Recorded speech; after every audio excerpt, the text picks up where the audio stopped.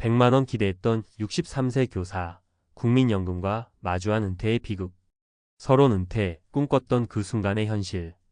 이제 좀 쉬면서 내가 좋아하는 일 하며 살겠지. 63세, 교사로 30년 넘게 교단에서 아이들을 가르치며 보낸 세월. 당신은 아마 매일 아침 교실로 들어서며 언젠가 은퇴 후의 자유로운 삶을 꿈꿨을 거다. 국민연금으로 매달 100만 원 정도는 나올 거라 믿으며 그 돈으로 소박하지만 행복한 노후를 그렸다. 여행도 좀 다니고 취미생활도 즐기고 손주들과 맛있는 거 사 먹으며 웃고 싶었다. 그런데 막상 은퇴하고 통장에 찍힌 국민연금 액수를 보고 눈앞이 깜깜해졌다. 이게 뭐야? 이 돈으로 어떻게 살라고? 이건 당신만의 이야기가 아니다. 수십 년 동안 열심히 일하며 국민연금을 꼬박꼬박 냈던 수많은 사람들이 은퇴 후 현실에 부딪혀 눈물을 흘린다. 특히 교사처럼 안정적인 직업을 가진 이들은 더 큰 충격을 받는다. 내가 이렇게 오래 일했는데 이게 전부라고? 라는 배신감. 오늘은 이 이야기를 깊이 파헤쳐보고 은퇴 준비와 은퇴 후 삶에 대해 현실적으로 생각해 보려 한다. 그리고 실제로 이런 상황을 겪은 세 사람의 사례를 통해 우리가 무엇을 준비해야 할지, 어떻게 노후를 설계해야 할지 함께 고민해보자. 본론 은퇴 준비와 현실, 그리고 우리가 알아야 할 것들. 1.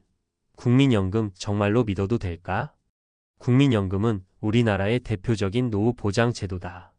1988년에 시작된 이 제도는 근로자들이 소득의 일정 비율을 납부하면 은퇴 후 일정 금액을 매달 받을 수 있게 설계됐다.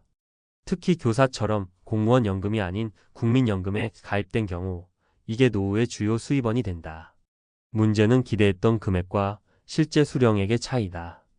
2025년 기준으로 국민연금 평균 수령액은 약 60만 원에서 80만 원 수준이다. 30년 이상 꾸준히 납부한 사람이라면 100만 원 내외를 받을 수 있지만 이조차도 물가 상승과 생활비를 고려하면 턱없이 부족하다.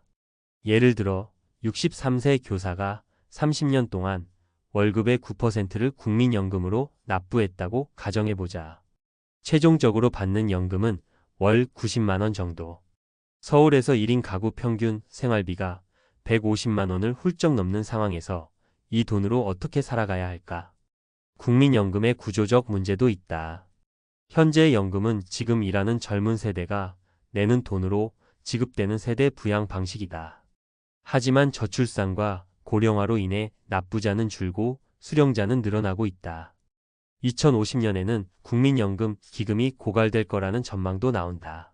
즉, 지금 60대인 당신은 연금을 받을 수 있을지 모르지만 그 이후 세대는 불확실하다. 그렇다면 우리는 국민연금에만 의존해서 은퇴를 준비해도 괜찮을까? 답은 절대 아니다다. 2.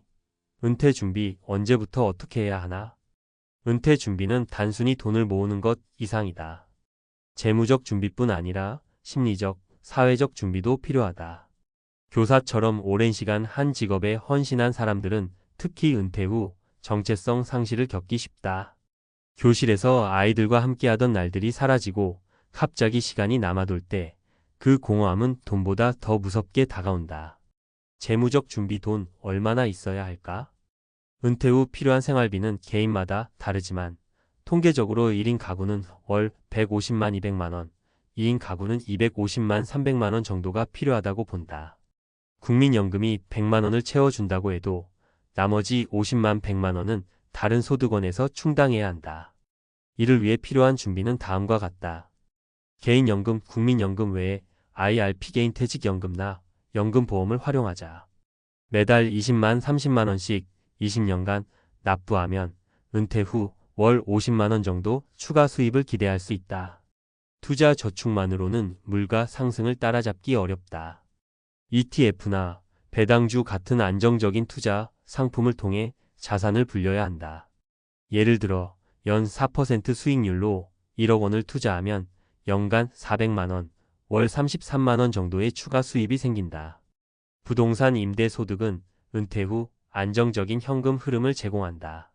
소형 아파트나 상가를 임대하면 월 50만 100만 원의 수입을 얻을 수 있다. 심리적 준비 은퇴 후 나는 누구인가? 교사로 30년을 일했다면 당신의 정체성은 선생님이었을 가능성이 크다. 은퇴 후 갑자기 그 역할을 잃으면 삶의 목적을 잃어버린 기분이 들 수 있다. 이를 극복하려면 은퇴 전부터 새로운 취미나 사회적 역할을 찾아야 한다. 예를 들어 지역 봉사활동, 평생교육 강사 혹은 취미 모임에 참여해보자. 작은 커뮤니티라도 소속감은 큰 위로가 된다.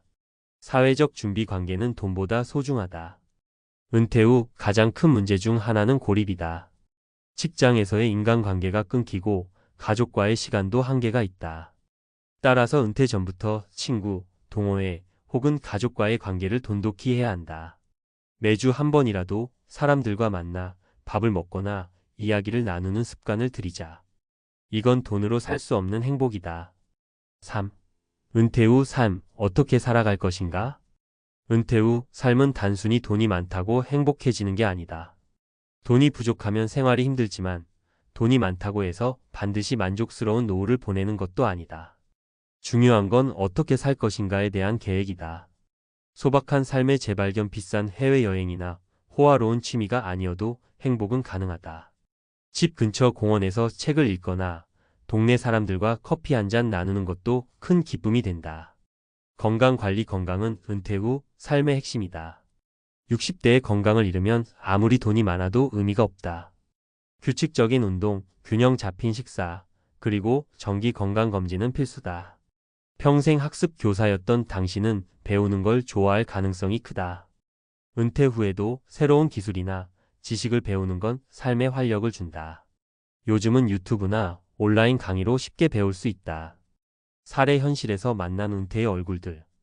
이제 실제로 국민연금과 은퇴의 현실을 마주한 세 사람의 이야기를 들어보자. 이들은 각기 다른 배경을 가졌지만 공통적으로 은퇴 후 예상치 못한 어려움을 겪었다. 사례 1. 63세 김 선생님, 교사에서 무기력한 노인으로. 김 선생님은 35년 동안 중학교 국어 교사로 일했다. 학생들에게 늘 꿈을 가져라라고 말했던 그는 은퇴 후엔 자신의 꿈을 찾지 못했다. 국민연금으로 월 95만 원을 받았지만 서울에서 아내와 함께 살려면 월 200만 원은 있어야 했다. 적금은 1억 원 정도 있었지만 이자를 합쳐도 생활비를 충당하기 어려웠다. 김 선생님의 가장 큰 문제는 심리적 공허함이었다. 교사로서의 자부심이 강했던 그는 은퇴 후 지역 도서관에서 자원봉사를 시작했지만 학생들과의 교감이 없으니 재미를 느끼지 못했다. 결국 집에서 TV만 보며 시간을 보내게 됐다. 내가 이렇게 무기력해질 줄 몰랐어 라며 한숨을 쉬는 그의 모습은 많은 은퇴자들의 현실을 보여준다. 교훈: 은퇴 전부터 새로운 역할과 취미를 찾아야 한다. 돈도 중요하지만 삶의 목적이 없으면 아무리 돈이 많아도 행복하지 않다. 사례 2. 65세 박 사장님, 자영업자의 몰락. 박 사장님은 20년 동안 동네에서 작은 식당을 운영했다. 국민연금은 월 70만 원, 그나마도 식당 운영 중 몇 년은 납부하지 못해 적은 금액이었다.